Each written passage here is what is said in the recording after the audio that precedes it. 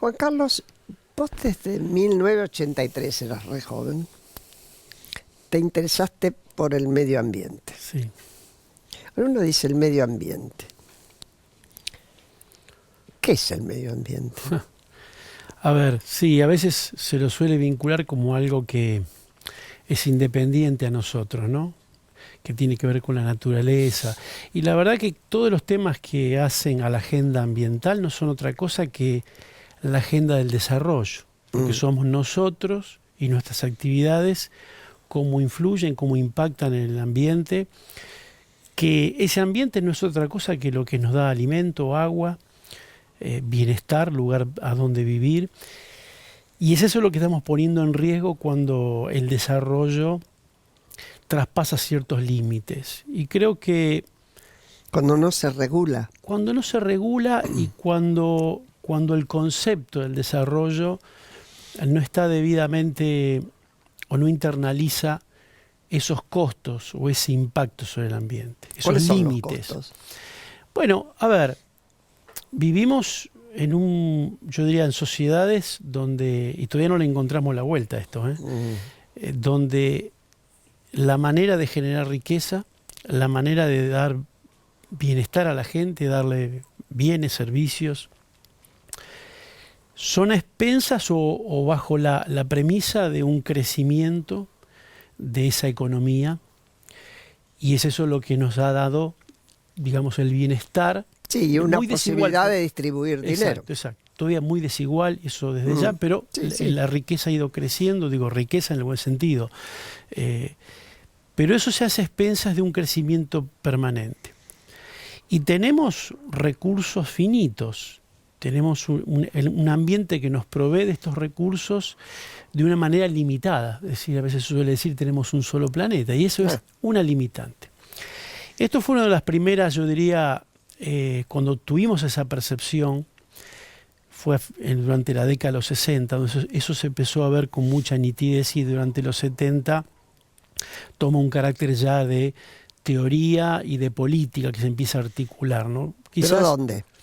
Mira, hay un primer estudio que justamente se llamó Los límites del crecimiento, elaborado por el Club de Roma, que su título lo dice todo. Tuvo algunas premisas equivocadas en ese momento, pero fue, yo diría, un gran paso a la hora de señalar que hay límites para el crecimiento. Decía. Sí, claro. Y después hay dos episodios para mí importantes. En 22 de abril de 1970 es la primera gran movilización popular, digamos, generada por la gente, que inicialmente fue en Estados Unidos, pero se propagó inmediatamente en todo el mundo, que fue de ahí surge el Día de la Tierra. Y en 1972, ahí seguido, es la primera cumbre que convoca a Naciones Unidas para discutir el tema del medio ambiente. De ahí sale el 5 de junio como Día Mundial del Medio Ambiente. Creo que es allí, en esos años, en donde despertamos, y yo diría la dirigencia política, los países comienzan a tomar en su agenda la cuestión ambiental. Eso no significa que los problemas estén resueltos. Significa que empezamos a poner en agenda el tema. Todo esto empezó a tener un proceso de desarrollo y ebullición en el mundo. En la Argentina estábamos un poco aislados de todo eso, como tantas veces pasa. Estábamos acá los tiros y todo ese tipo de cosas. Después vino la dictadura. Así que estuvimos aislados de todo ese proceso. De todas maneras, disculpa si lo hago medio largo, pero me parece importante, porque esto coloca en valor un episodio que se da, yo creo que fue en marzo de 1972. Recordemos que Perón en ese momento vivía en España. Sí, más allá de las opiniones que tengamos de Perón, nadie le puede negar que era una persona inteligente. Por supuesto. Él vio lo que estaba pasando y él elabora un documento, fue a 2 meses antes de la cumbre de Estocolmo, esta cumbre de Naciones Unidas, que es la Carta de los Pueblos del Mundo. Y yo te diría que si uno lee ese documento hoy, excepto un par de párrafos que suenan viejos en cómo están escritos, es un documento, te diría, que tiene plena vigencia. Él vio lo que en el mundo estaba ocurriendo, y yo creo que es el único episodio así chispazo donde la política argentina estuvo en sincronía con lo que pasaba en el mundo. Sí, la política argentina fuera de Argentina, ¿no? Exacto, exacto. Y fuera de América Latina. Sí, sí. Él cuando viene, el país estaba muy convulsionado, no había lugar para un debate de ese tipo. Él lo que hace es crear la primera Secretaría de Medio Ambiente, como único gesto en su brevísimo... Que va en ese camino. Sí, sí, su brevísimo gobierno. Cito, yo soy muy crítico de Perón, pero digo, esto me parece un no es una episodio... cuestión de crítico o no crítico. Sí. Hoy por hoy hay que analizar Totalmente. las cosas que Esa es la ocurrieron. verdadera historia. Creo que a partir bueno, ya finales de los 70, bueno, ya yo, digamos, con otra gente empezamos a trabajar incipientemente y de manera con todas las limitaciones del mundo, te imaginas, durante la dictadura, la noche tremenda. El ser adolescente en ese momento era tremendo. Bueno, Vos naciste muy cerquita de Rosario. Yo nací en Rosario, pero me crié en un pueblo llamado Juncal. Juncal a 100 kilómetros. Sí, muy chiquito. Y bueno, ya estando en Rosario, para la facultad empecé a hacer, bueno, lo que en ese momento se hacía. Vos sabés que el rock nucleaba a la juventud, era un medio... Para estar juntos y además alguna forma de protesta. Exactamente, era una manera de sentirnos, bueno, con Hay una otros cosa acompañados. donde me gustaría pararme un minuto. Esto que vos marcás de un Perón que va aprendiendo, viviendo afuera, viviendo en Europa, en España, en Europa, con una España atrasada. Sí. La España de Franco era atrasada, pero eso no impedía que uno viera cómo iba creciendo Europa. Y largando un documento con visión de futuro.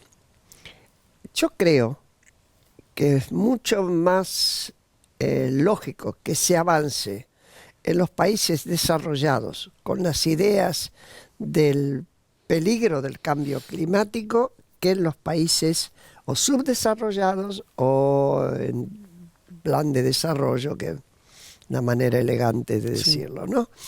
Porque me parece que el tema de la pobreza te hace impermeable a esa condición. A ver, en ese momento era enorme el debate norte-sur en esa discusión. Recordemos que estamos en pleno proceso de los movimientos de liberación en África, en muchos países. De descolonización. Claro, exacto, y de insurgencia en muchos otros países, en procesos revolucionarios, algunos. O sea que ese era el tópico del momento. Eso se traduce en la reunión de Estocolmo, donde hay una gran beligerancia. No antagonismo violento, pero sí había toda esta cuestión. La verdad es que desde ese momento se comienza a hablar que el mal desarrollo también era generador de pobreza y de desigualdades que terminaban lastimando mucho más al sur. ¿Y a qué le llamaban el mal desarrollo?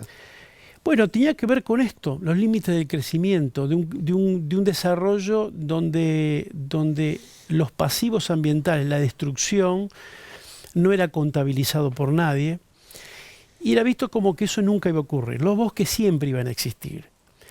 En esa época tirábamos residuos radiactivos al mar, desechos nucleares lo tirábamos al mar. O se los mandaba desde países donde se producían a países que los recibían. Por eso la discusión norte-sur se fue poniendo cada vez más tensa, porque durante esos años y principios de los 80 es cuando se da el auge de el traslado de residuos tóxicos del norte hacia el sur. Ahora, se recibía por una cuestión económica. Sí, bueno, era la más fácil. O sea, era la más fácil. Siempre hacer las cosas mal es más barato. Tirárselo al vecino. Al final es más caro. Recordemos que eso duró durante todos los 80. Argentina, vos te vas a acordar, en el año 92, por allí, recibimos 2 ofertas. Una de ellas para traer líquidos cloacales de Francia, ¿te acordás? Bueno, eso conformaba parte de toda una política de transferencias de residuos hacia el sur, porque se consideraba que era más barato. Claro. Y que la pobreza en definitiva se iban a preocupar por estos temas más adelante. Sí, en ese se iban a hacer cargo de este problema. Exactamente. Y vos sabés que aparecían barcos cargados de residuos completamente ilegales y que comenzaban a surcar los mares buscando algún puerto en los países del sur que recibir esos residuos. Muchísimo. De ahí surge un primer acuerdo importante que es Basilea. ¿Y entonces en el acuerdo de Basilea?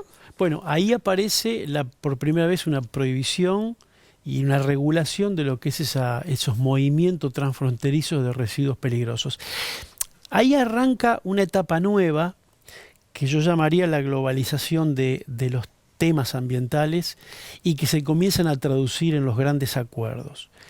Esto es finales de los 80 y llegamos allí al año 92, la Cumbre de la Tierra en Río de Janeiro, claro, donde aparece la Convención de Cambio Climático, aparece una convención sobre el tema bosques, la Convención de Biodiversidad.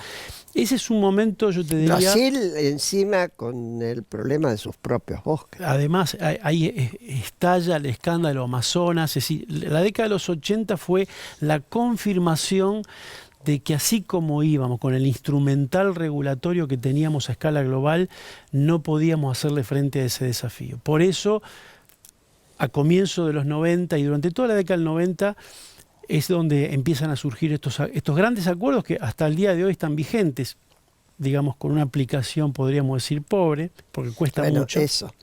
Pues yo te iba a decir, en estos días, que aquí hemos tenido estos fresquetes, en Europa hace un calor de morirse. Y estaba escuchando hace ya más de 10 días que en Alemania, donde siempre fueron muy sobrios con el tema del aire acondicionado y demás, los toma que se mueren de calor. Y ahora está pasando en Londres, que no tienen costumbre porque sus medidas máximas de calor eran 25 grados. Llega a 30. Y va a llegar a 40. Puede llegar a 40. Sí, así es. Entonces, realmente van a tener que hacer toda una transformación. Sí, mira, en esa historia la Convención del Clima del 92 le da jerarquía global a tener una política climática. Año 97 el protocolo de Kioto, por primera vez. Pero el acuerdo de Kioto que no está firmado. Claro. Ahí tomamos la decisión empezar a reducir emisiones. Las emisiones de gases que afectan el clima básicamente es la quema de combustibles fósiles. Son varios, pero podemos decir la quema de combustibles fósiles. Cuando quemamos gas, petróleo, carbón, estamos produciendo un gas que es el dióxido de carbono, que no es un contaminante, es un componente natural. Lo que estamos generando es una mayor proporción de la presencia de ese gas que genera esto. Y este es el mayor desafío para el desarrollo que enfrenta la humanidad, que empieza a verse con este tipo de episodios, que lo van de algún modo, son postales de algún modo de lo que va a venir. Son postales de una película. Una película que se va tornando complicada, muy compleja. Yo te diría que enfrentar el cambio climático es el mayor desafío político, económico, tecnológico, social. Por eso algunos hablan de un cambio civilizatorio que tiene que venir. Y tiene que venir en tiempos que nunca la humanidad hizo un cambio semejante en tan poco tiempo. Para dar una idea, tenemos 3 décadas, 30 años para cerrar... Para ver si paramos. Para cerrar la era del petróleo. Esto es un cambio. Pensá que el petróleo, los combustibles fósiles representan cerca del 90%, 87% de toda la energía a nivel global. En la Argentina pasa lo mismo. O sea que tenemos que cambiar totalmente nuestra matriz de producción de energía, producción y consumo de energía. Muy bien. Ahora, acá tenemos Vaca Muerta, que aparece como una gran esperanza. Tema, sí. Y al mismo tiempo el desafío de producir energías alternativas. Sí. Y yo te voy a hacer una pregunta, además del contexto de tu propia vida. Porque vos que de chiquito, de adolescente, te interesaste por el tema, un buen día ingresaste a Greenpeace y llegaste a ser un dirigente de Greenpeace. Y hoy sos diputado. Esas dos situaciones, una desde el llano con apoyatura de la gente, desde el poder político de estar en una institución como es el Congreso, ¿dónde te sentiste más cómodo o incómodo, o las diferencias de eso y lo relativo a estas tres cuestiones. Petróleo, que todo el mundo ha festejado, y por otro lado, energías alternativas. Sí, vamos por el rol que uno ha cumplido. Yo creo que son etapas que para mí yo las vinculo con lo que me parecía que era necesario hacer en ese momento, en esa coyuntura. Como decíamos, en el 83 teníamos la democracia y mi decisión política fue ayudar a generar lo que fue el movimiento ambientalista en sus orígenes, con muchísimas ONGs que se generaron en todo el país. Sí. Si bien contribuí con algunos amigos para iniciar las campañas políticas, rápidamente me dediqué a eso que yo creía que en Argentina había que recuperar el tiempo perdido y establecer esa discusión. Eso tiene desarrollo, digamos, me lleva a actuar en Greenpeace.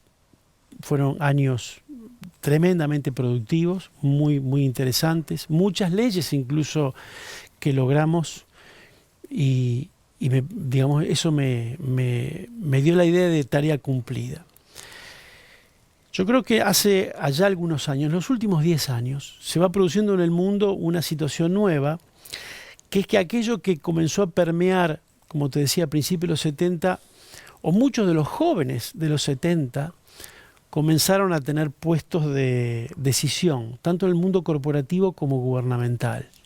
Y eso... Bueno, los muy jóvenes de los 70. Sí, pero eso cambió. Mira, hace poco yo me encontré con un dirigente del Banco Mundial y ambos habíamos compartido la campaña 50 años es suficiente, cuando cumplió los 50 años el Banco Mundial y el Fondo Monetario Internacional.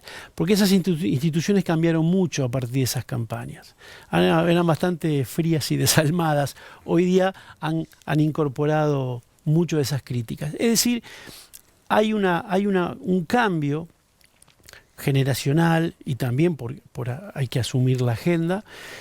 Y me parece que está en la política pública hoy día donde se están discutiendo donde está la botonera que hay que manejar. La sociedad civil sigue siendo importante, pero a mí en lo personal me parecía que la política pública era el lugar. Desde ahí se hace, sí, o no por supuesto. Así como en aquel momento para mí había que desafiar al Estado, porque el Estado ignoraba o no quería asimilarlo, hoy el Estado dice sí, ok, vamos a discutir de esto y hay que dotarlo de atributos, hay que dotarlo de inteligencia, dotarlo de conocimiento, dotarlo... Es decir, y esto se logra con la participación de mucha gente. Entonces, de allí que decidí que me parecía muy importante participar en la política pública. Eso arranca con la agrupación Los Verdes, que es una agrupación política que es comenzar a actuar, y me comienzo a acercar al PRO en ese momento en la Ciudad de Buenos Aires en el 2012, 2013, porque vi allí atributos para mí notorios, a diferencia del resto de la política. Había intereses. Sí, había interés en el tema. Sí, primero que es un partido, y hoy en el contexto de Cambiemos, que está mirando el mundo y lo mira y lo lee para mí correctamente. Y eso hace que su agenda se vea permeada por lo que sucede en el mundo. Por primera vez veo un partido que trata de ser contemporáneo con lo que ocurre en el resto del mundo. Eso ya es un atributo que me parece extraordinario. Vi una generación de jóvenes participando que había dejado de participar en el sector de las ONGs, con mucha innovación, mucha creatividad. Bueno, una serie de elementos que me dijeron, allí pasan cosas, allí hay que estar. Y creo que sigo estando convencido que es el lugar, y eso después derivó en Cambiemos, y creo que le hace muy bien a la política argentina. Ahora, esto es un poco el derrotero. Llegamos a esta discusión y estos dilemas que tenemos frente al cambio climático y cómo se resuelven. A ver, Argentina tiene un dilema, una oportunidad y un gran desafío, por ejemplo, con Vaca Muerta. Pero puede ser Vaca Muerta como puede ser cualquier gran Vaca yacimiento. Muerta de repente aparece como la gran esperanza del futuro. Sin duda. Yo creo que Vaca Muerta tiene un rol que cumplir. O sea, no creo que se pueda decir Vaca Muerta sí o no, me gusta o no me gusta, como uno elige el helado de San Bayón, ¿no? O sea, quiero o no quiero. Argentina la matriz energética argentina depende del gas en un poco más de la mitad, casi el 60%. O sea, estas lamparitas están prendidas porque hay una componente de gas importantísimo y la gente que nos está mirando por televisión, digamos, esa electricidad tiene por lo menos un 40% de gas. Con lo cual quiero decir, consumimos gas. Ese gas en los últimos años provenía de algunos yacimientos muy menguantes de Argentina y mayormente y cada vez más de la importación. Claro. La importación de gas es la manera más, yo diría, estúpida de quemar dólares, la verdad. Menos útil, diría. Menos útil, porque era exportar dólares y quemándolo con gas. Al mismo tiempo que no se hizo nada para comenzar a desarrollar, por ejemplo, lo que tiene que venir, que son las renovables. Eso fue la parte de la dramática política energética del kirchnerismo. Entonces, ¿qué hay que hacer ahora? Por supuesto que Vaca Muerta tiene un rol en el corto plazo virtuoso, que es, comenzamos a tener gas más barato que el que pagamos importando. Seguramente, y podemos hasta exportar. Claro, es más barato. Es plata que queda en la Argentina, es plata que para Neuquén significa todo, digamos, una provincia que vive de las regalías petroleras. Es todo un desafío porque esas provincias van a tener que reconvertir su economía en 30 años, por lo que te decía antes. Entonces, sí es virtuoso porque comenzamos a tener una balanza comercial en términos energéticos virtuosa. Puede también Vaca Muerta servir para exportar gas a economías que tienen que hacer la descarbonización, que tienen que empezar a pagar plantas de carbón. Es un ejemplo cercano, es el caso de Chile, países asiáticos. Se exportó en algún momento a Chile. Entonces yo creo que hay 10, 15 años en donde Vaca Muerta puede cumplir un rol interesante. No quiere decir que esto vaya a ser así exactamente, pero yo vislumbro que allí dependerá de quién conduzca y cómo se organice. Totalmente. Ahora, ¿qué pasa en el largo plazo? No es verdad que tenemos gas por 300 años. Sí, claro que hay allí gas para 300 años más. Pero como dice la Agencia Internacional de Energía, 2/3 de los yacimientos de hidrocarburos en el mundo van a tener que quedar bajo tierra. No van a salir. No van a salir. No es que se termina la era del petróleo porque no hay más petróleo. Esa es una premisa. Porque se va a reemplazar, claro. Porque el petróleo lo debemos dejar porque la atmósfera no lo resiste, porque el clima no lo resiste. Entonces, hay que tener mucho cuidado para que la ecuación Vaca Muerta sea muy armoniosa y no nos excedamos en inversiones que después no se van a amortizar. Y en ese sentido vos tenés, por ejemplo, las alternativas, como es la energía eólica y la energía solar. Tenemos muchísimo, pero no decir muchísimo es decir, por ahí, bueno, tenemos mucho. No, tenemos varias veces la cantidad de energía que Argentina necesita en eólica, en solar, en biomasa. Argentina tiene que mejorar mucho en infraestructura de intercambios de energía con los países vecinos, con Chile, con Uruguay, con Brasil. Eso lo hacemos de manera muy incipiente y más que nada se dio a través de la vinculación hidroeléctrica, pero tenemos que hacerlo para aprovechar inteligentemente los recursos renovables de Chile, de Brasil, de Uruguay. Es decir, tenemos muchísimo para hacer. El mundo no entendía por qué Argentina no arrancaba con esto. Y una de las grandes razones por las cuales, o grandes razones, pero una de los, yo diría de las columnas que han sido para mí el por qué cambiemos. Esto de estar mirando lo que sucede en el mundo no es para copiar, es para enterarte de qué está pasando y no ignorarlo.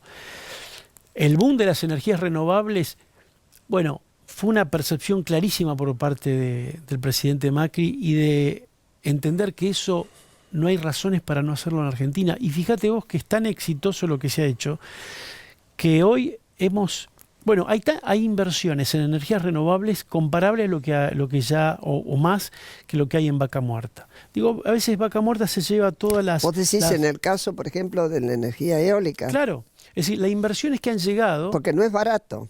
No, pero las inversiones que han llegado, y todas inversiones genuinas, donde el Estado no ha puesto un solo centavo, lo que el Estado hace es colocar las condiciones, vamos a llamarle institucionales, que den garantías de que las inversiones pueden venir y no vamos a estar haciendo cosas raras por la mitad del camino. Entonces, haciendo eso solo, Argentina empezó a pagar la mitad de lo que pagaba por un parque eólico en cuanto al precio de la electricidad. Hoy las renovables generan a un precio más bajo que las convencionales. O sea, ¿qué es esta ley que te dice, una ley bastante reciente, tengo entendido, que si vos producís, vos, una empresa, etcétera, energía solar y te sobra para el uso de tu casa o de tu empresa, podés vendérsela a la compañía que te abastece y bajar el precio de la luz? Sí, esa es la ley que hemos sacado hace un par de años. Ajá. Es una revolución porque te coloca a vos como usuario también en partícipe de esta transición y de esta profunda transformación de la matriz energética. Todos tenemos el derecho a producir energía en base a fuentes renovables para nuestro autoconsumo y inyectar los excedentes a la red. O sea que la distribuidora tiene que comprártelos. Tu relación con la distribuidora antes era simplemente usuario. Sos un cliente y ya está. Yo te diría que es una transformación que desde el año 92 es la más importante. En el año 92 es cuando se dicta la ley 24065, que es la que estructuró el mercado eléctrico en aquel momento. Y bueno, generó, ahí se establece la figura del generador, la transmisión de energía, la distribución y el usuario. Esta ley modifica radicalmente ya la relación usuario-generador, usuario-distribuidor. Entonces, esto yo te diría muestra que las renovables tienen como protagonistas desde el usuario, la empresa PYME, que también va a poder producir, las cooperativas eléctricas, pequeñas empresas y también los empresarios, empresas importantes que provocan que se lo propongan. Exactamente, los grandes parques solares. Juan Carlos, esto modifica el mapa, yo te diría, de actores energéticos y modifica la geopolítica de la energía. Ahora, lo que tenemos que modificar, obviamente, es el pensamiento en general. Y uno de los lugares, o los dos lugares, desde donde esto se debe tener presente es la casa y la escuela. Porque es desde chico de donde uno se puede sensibilizar mejor ante estas cosas. Pensando en la educación de Juana, de Manuel, tus hijos, que bueno, ya son, Juana es grande, Manuel no adolescente. Tanto. ¿Qué le dirías vos a las escuelas que tendrían que enseñar? O que tendrían que poner en contacto, porque hoy ya la idea de enseñar es más bien, dejar que aprendan solos, pero estimular. Sí, a ver, por supuesto que la educación tiene un rol muy importante. Ajá. A veces, y yo acá hago una aclaración, porque a veces se le da a la educación un rol casi como que es el gran responsable de generar esta nueva generación. Y la verdad es que cuando nosotros los políticos, o los comunicadores, o los dirigentes en general, no hacemos lo que corresponde en la sociedad, lo que provocamos después es que el chico que escuchó que hay que reciclar en la escuela y ve que en la sociedad no se recicla o se hacen las cosas mal, lo que generamos es un cínico. Es alguien que sabe lo que hay que hacer, pero no te cree a vos como dirigente y eso es tremendamente pernicioso. Yo creo que la educación en este sentido es en los dos ámbitos. En el ámbito, por supuesto, educativo, eso va de suyo, que es así, claro que sí, pero también nosotros. Nosotros tenemos que hacer las cosas bien. Y digo esto, ¿sabes por qué? Porque yo me cansé de mucho tiempo escuchar a políticos decir: esto lo van a arreglar las futuras generaciones. Los chicos ya vienen con esto en el ADN. Ellos van a poder resolver. No, no hay tiempo. Vos tenés responsabilidad. Vos que ahora tenés poder de decisión, tenés cosas que resolver. Al contrario, los chicos te van a demandar porque no hiciste lo que correspondía cuando había tiempo para hacerlo.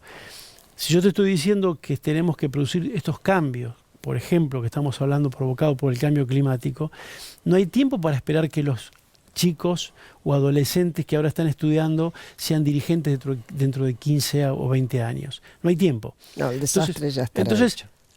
Asumamos la responsabilidad que tenemos cada uno. Por eso yo digo, a veces cuando hablamos de educación ambiental, me aterroriza que eso esté operando como una lavada de manos a quienes sí tienen la responsabilidad de hacer las cosas bien hoy. Muchas gracias, Juan Carlos. No, al contrario, gracias a vos. Muchas gracias.